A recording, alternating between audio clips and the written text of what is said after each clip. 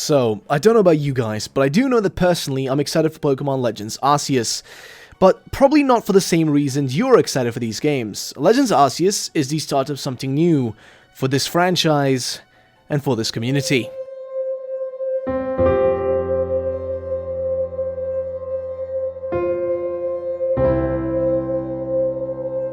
So, a lot of people are very excited about the games Pokemon Legends Arceus, and are excited for them for different sorts of reasons, and are expecting these games to bring the exact same things they've always wanted to the table. However, this couldn't be further from the truth and what we actually might end up getting.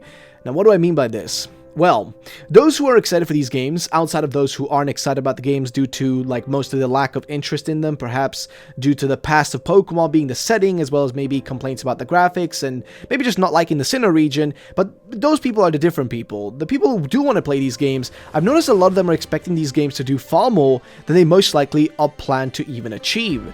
Which begs the question, then what are these games going to be doing? What is their purpose, and why should we give them a pass on not having features which we as Pokemon fans have actually become accustomed to and used to having around, like example, gym leaders? Well, to start with, we can explain what these games are going to be and what their purpose is, and then talk about why a lot of these things we are used to won't be in Pokemon Legends Arceus, but rather in Pokemon Brilliant Diamond and Shining Pearl.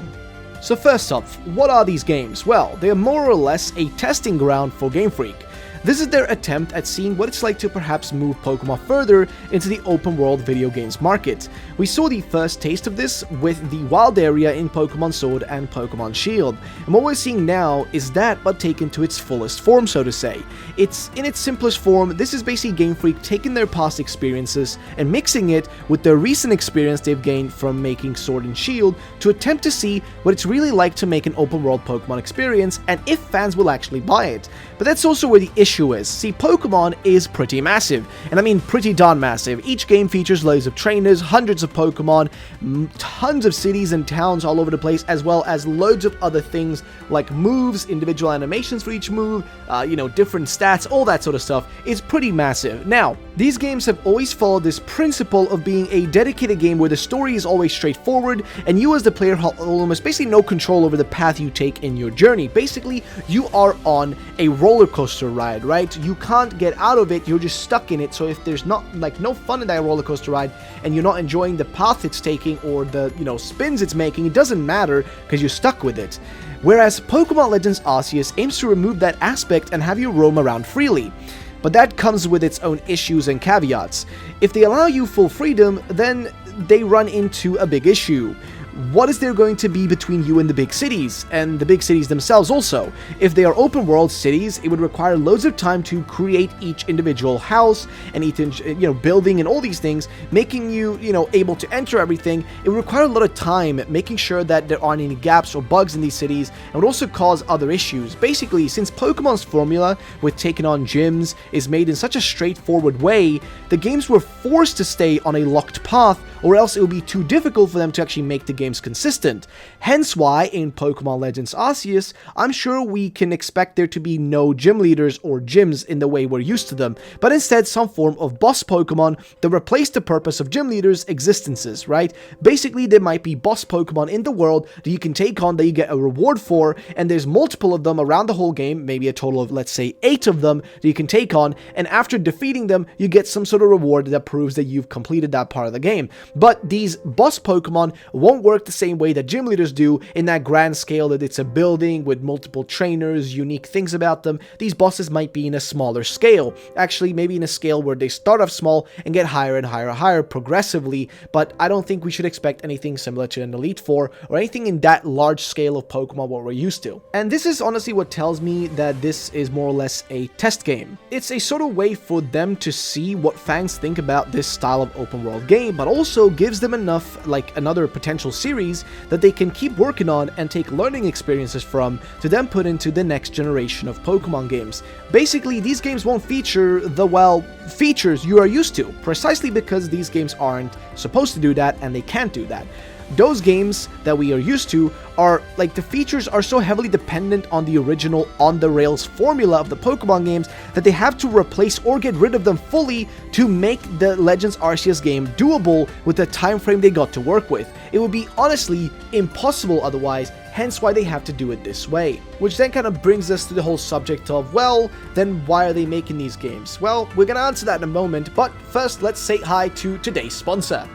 So, with the upcoming release of Pokemon Unite, you might be looking at your scrappy old phone and wondering to yourself, I need a new phone. Well, then this might be your time to look into getting yourself a Red Magic phone with the brand new Red Magic 6R, the go-to mobile phone for mobile gaming. Now, this new Red Magic gaming phone has loads of great new features, starting with the 144Hz refresh rate display, which means you'll be having some amazing frame rate and reduced lag for a more stable and visual gaming experience. Here are some of the other highlights of the Red Magic 6R. Of course, we have the 6.67-inch screen, the FHD plus AMOLED, up to 360Hz touch refresh rate, which is amazing, top performance with QoolMo Snapdragon 888 and LPDDR5 plus UFS 3.1. You've got VC liquid cooling, which is really useful, up to 66 watts plus 4000 mega amps and plus air-cooled fast charge with 5G, Wi-Fi 6E, and Bluetooth 5.1, 400Hz shoulder triggers, so yes, you do have shoulder triggers for those FPS type games, as well as a quad camera with 64M, 8M, 5M, and 2M. And we can't forget the intuitive Red Magic OS 4.0 game space, which allows you to get full control of your gaming experience with the Magic game space. Now, this allows you to customize your controls, have control over your notifications, even block them entirely, and set your phone settings to the max, basically allowing you full control over your gaming experience on the phone. So what are you waiting for? Before Pokemon Unite comes out, you should definitely go and get yourself a Red Magic 6R if you're looking for the best gaming phone on the market. Link in the description. So, the reason a lot of things we're used to won't be around is because of the in-game time period, which was obviously, again, chosen as a way for them to avoid including a lot of features which would require so much extra work, but that are necessary, like, sort of necessary for what these games are trying to achieve, right? Basically, what I'm trying to say is, they're not including, or they're setting the game in an old era, because that's an easy way for them to excuse the lack of certain features. And that leads us perfectly into why Pokemon Brilliant Diamond and Shining Pearl exist the way they do. Now, Game Freak, the Pokemon Company, and Nintendo are not stupid. They knew fans would demand remakes, and if they only got shown Legends Arceus, they would probably complain, but that wasn't the only purpose for these remakes. They also exist as a way for the companies to point towards when Legends Arceus inevitably lacks certain features, like for example something like Pokemon contests or even an Elite Four. They can simply tell you, well, if you want a Sinnoh with an Elite Four, then play Shining Pearl.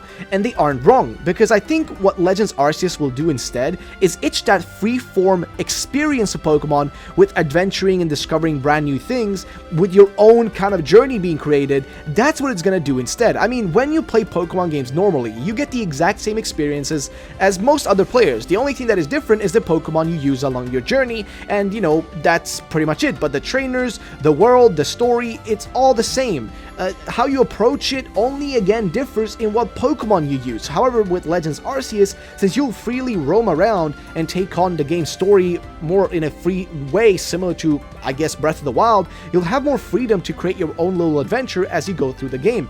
It will be essentially still the similar journey and the same journey, but at the same time, it will be hopefully unique of an experience to you, depending on where you go at the start of the game. I mean, you can decide, you know what, I'm gonna go straight to, the mountain. I'm gonna go there. Or you might decide I'm gonna go into the ocean straight away. Whatever you choose to do, you'll have more freedom compared to your standard Pokemon game, which is always on the same path with the same story and everything, and there's no differentiation based on how you approach the game. It's always the same. The only difference, again, is the Pokemon you choose, and that aspect still remains in Legends Arceus. You are still going to catch Pokemon in whatever order you want, or rather, that's another big difference. You're not actually going to catch Pokemon in whatever order. You'll kind of catch them in a bit of a different order, because you can go anywhere, essentially, right? Which will allow you to basically catch any Pokemon you want at whatever time, whereas the mainline Pokemon games normally have limited you in that regard, because you can't catch, let's say, a Growlithe or whatever, because it might be at like Route 50 or something, right? You can't get it otherwise unless you get there, so you can't get a Pokemon you might need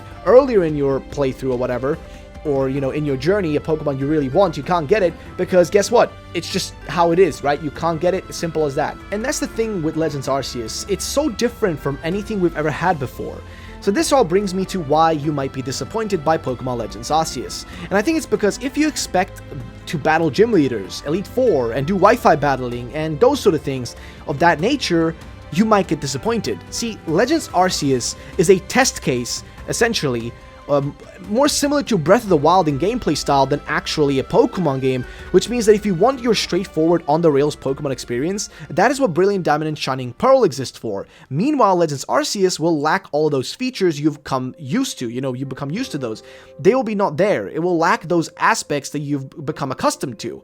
It will be a different type of Pokemon journey, a more free journey, right? One that doesn't rely on those things that it had to rely on back in the day. The reason gyms and these things existed was because they had to give you something to, push forward through, you know what I mean? You had to catch Pokemon to get stronger, to use against these gyms and those sort of things. But when there are no gyms, what's the purpose of catching Pokemon? What's the purpose of going around? Well, that's what this game is going to be answering. What is there in Pokemon when there is no Pokemon we're used to? What's the purpose of your journey? Well, Pokemon Go has proven that just catching Pokemon and taking over gyms is enough, and I think Legends Arceus is going to do a similar thing. It's going to prove that certain aspects of Pokemon can work on their own. The adventuring aspect, the catching aspect, and the battling aspect might be enough to keep people going and having a great experience without having to use the features and gimmicks like gyms and things along those lines to keep you invested in the game's journey, story, and just the gameplay. But what do you think? Do you think you'll be disappointed by the games? What are you guys expecting from it? Let me know all those answers in the comment section down below. Like, what is it that you expect in your own heart from these games? What do you specifically expect these games to do? Let me know in the comment section down below. Thanks so much for watching. Subscribe for more. See you next time.